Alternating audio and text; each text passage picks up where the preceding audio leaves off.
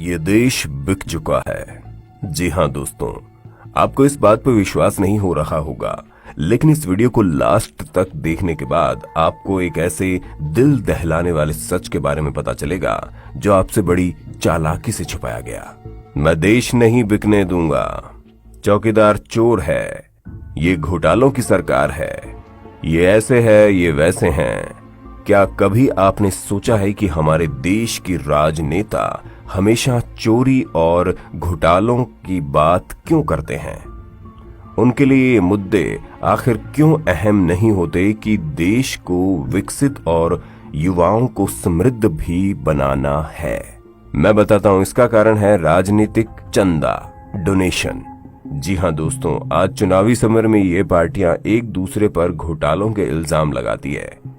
हर नेता या तो अपनी सफाई देता फिरता है या फिर अपने झूठ को छुपाने के लिए किसी को ढाल बनाता है। कभी देश के जवान तो कभी जनेऊ के, कभी गोत्र। ये नेता इस जनता को इस तरह उलझाने में लगे रहते हैं। इनके द्वारा बनाए गए ये तथाकथित मुद्दे जितने भ्रामक दिखते हैं, उससे कहीं ज्यादा नुकसान इन मुद्दों से देश का होता है, क्योंकि इन सब के पीछे चलता है एक ऐसा खेल जिससे देश की या फिर किसी भी देश की भोली भाली जनता को बेवकूफ बनाकर इस देश का सौदा किया जा सके। नोटबंदी, जीएसटी, राष्ट्रभक्ति के तूफान में हमारे देश की मौजूदा सरकार ने एक ऐसा कानून पारित कर दिया है जिसकी भनक देश के लगभग 99% लोगों को नहीं है।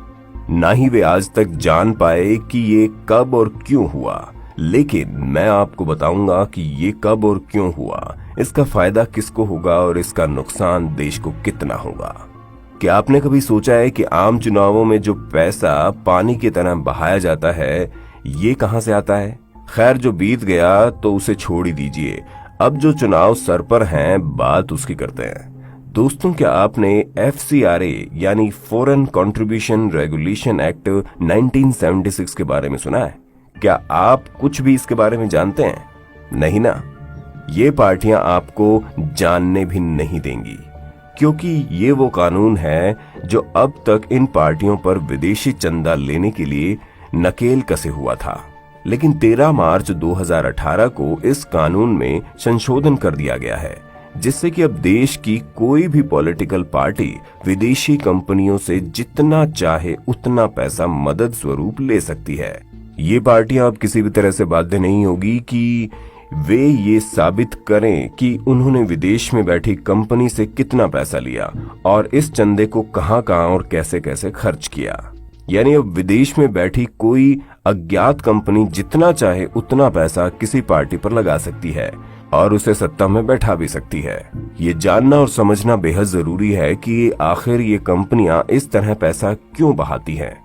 जाहिर है, जब ये कंपनी गंजे को कंघी बेच सकती है तो इन राजनीतिक पार्टियों पर इन कंपनियों की मेहरबानी का कोई कारण होगा, और वो कारण है कि किसी भी देश के बाजार को अपनी मुट्ठी में करना।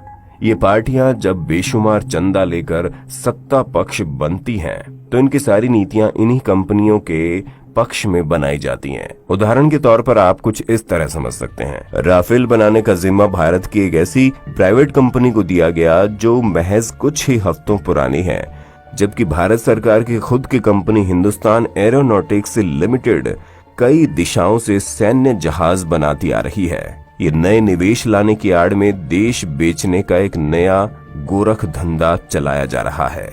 यानी भारत संचार निगम को पूरी तरह से खत्म करके उसे जियो के हवाले कर देना इन्हीं नीतियों का एक उदाहरण है। राजनीतिक पार्टियां इन बड़ी कंपनियों से चंदा स्वीकार करती हैं ताकि बाद में इन्हीं कंपनियों का उद्धार कर सके। गौर करने वाली बात तो यह है कि FCRA को पूरी तरह से अपंग बनाने के लिए सभी पार्टियों ने सपोर्ट किया, फिर चाहे वो बीजेपी हो या कांग्रेस हो या फिर विपक्ष। जिस देश में लोकसभा में पास होने वाला बिल राज्यसभा में अटक जाता है, उस देश में ये बिल बिना किसी विरोध के 30 मिनट में पास हो गया। आपको बता दें कि ये FCRA राजनीतिक पार्टियों के लिए एक कांटा था जिसे इन लोगों ने निकाल कर फेंक दिया है। अब कोई भी अज्ञात कंपनी जिसका कोई भी आधार होना आवश्यक नहीं है इन पार्टियों को चुनाव लड़ने में मदद कर सकती है। जरा सोचिए, अमेरिका और चीन जैसे देश जो किसी भी देश पर घात लगाए बैठे रहते हैं, लोकतंत्र की इन रिश्वतखोरी में क्या कुछ नहीं कर सकते? ऐसे में हमारे अनपढ़ नेता कुछ पैसों और कुर्सी के लालच में आकर अगर देश का सौदा कर बैठे तो क्या होगा? हमारे सामने सीरिया जैसे देश ऐसा ही एक उदाहरण है, जहां इन देशों ने मिलकर एक पूरा का पूरा देश ही जर्जर और वहां के लोगों को शरणार्थी बना डाला। आज ये लोग दूसरे देशों में शरण लेने के लिए भीख मांग रहे हैं। सोचिए, हमारे आने वाली पीढ़ी अगर ऐसे दूसरे देशों से अपनी जान की भीख मांगेगी तो वो दृश्य कैसा होगा? सोचना हमें और आपको ही पड़ेगा, क्योंकि ये नेता तो केवल अपना घर भरने कुर्सी पर बैठे हैं। इसे समय आने पर खाली कर देंगे, फिर एक नया नेता आएगा और ये चक्कर ऐसे ही चलता चला जाएगा और ऐसे ही चलता चला जाएगा।